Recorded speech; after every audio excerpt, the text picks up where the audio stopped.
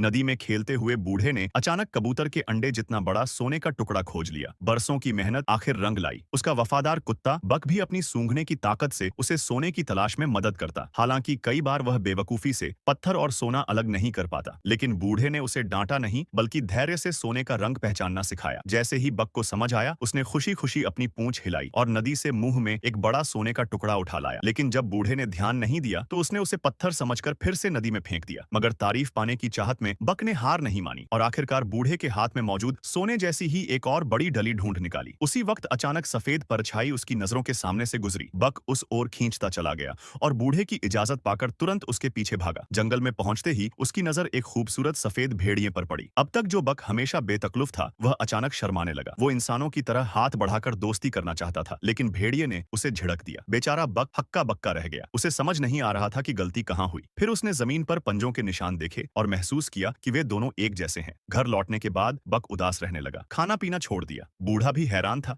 अब बक सिर्फ दूर से भेड़िए को देखता और जैसे ही उनकी नजरें मिलती, वह तुरंत मुंह फेर लेता। भेड़िए को लगा कि बक उसके इलाके पर नजर गड़ाए बैठा है, लेकिन जल्द ही एक घटना ने दोनों की दूरियां मिटा दी। भेड़ियों का झुंड एक जंगली सुअर का शिकार कर रहा था, मगर बूढ़ा सरदार थक कर नीचे गिर गया और बहाव में बहने लगा। इससे पहले कि सफेद भेड़िया कुछ करता, बक तुरंत हरकत में आ गया। नदी के बीच में अटका एक बड़ा तना ही सरदार को बचा सकता था। झुंड किनारे से बेबस देख रहा था, लेकिन बक ने अपनी पूरी ताकत से तने को किनारे तक खींच लिया। इस बहादुरी ने न सिर्फ सफेद भेड़िए का दिल जीत लिया, बल्कि पूरे झुंड ने उसे अपना लिया। इसके बाद बक का दिन जंगल में गुजरने लगा। उसका बदला हुआ व्यवहार बूढ़े की नजरों से छिपा नहीं रहा। जब उसने बक को भेड़ियों के साथ खुश देखा तो उसे एहसास हुआ कि बक को अपना असली घर मिल गया है। बूढ़े ने भारी मन से फैसला किया कि अब उसे वापस इंसानी दुनिया में लौट जाना चाहिए। दोनों को यह जुदाई खल तो रही थी, लेकिन वे जानते थे कि यही सही फैसला था। लेकिन उसी रात अचानक घर पर हमला हो गया। खिड़की से जलती हुई बोतल अंदर फेंकी गई। बूढ़े ने तुरंत खुद को दीवार की ओट में किया और जैसे ही दरवाजा तोड़ने की कोशिश हुई, उसने बंदूक के मुहाने को दरवाजे के बीच फंसा दिया। सामने उसका पुराना दुश्मन खड़ा था, वही आदमी जिसने सोने की तलाश में सब कुछ गंवा दिया था। गुस्से में पागल होकर उसने बूढ़े पर गोली चला दी, जो सीधा उसके पेट में लगी। जैसे ही वह दूसरी गोली दागने वाला था, बक जंगल से कूदता हुआ आया और झपट कर उसकी बंदूक गिरा दी। लेकिन दुश्मन ने कमर से एक लोहे की छड़ी निकाल ली और बक की तरफ लहराने लगा। बक के मन में पुरानी डरावनी यादें लौट आईं और उसने खुद को पीछे हटते पाया। लेकिन अगले ही पल उसकी आंखों में वही पुरानी दहक लौट आई। उसने पूरा जोर लगाया और दुश्मन को आग के हवाले कर दिया। खतरा टल गया, मगर बूढ़ा जख्मों से बुरी तरह घायल था। आखिरी बार उसने बक के सिर पर हाथ फेरा और दुनिया को अलविदा कह दिया। कुछ समय बाद इंसानों के बीच अफवाह फैल गई कि जंगल में एक नई नस्ल का भेड़िया घूमता है, जो इस जगह को बाहरी खतरों से बचाने के लिए हमेशा सतर्क रहता।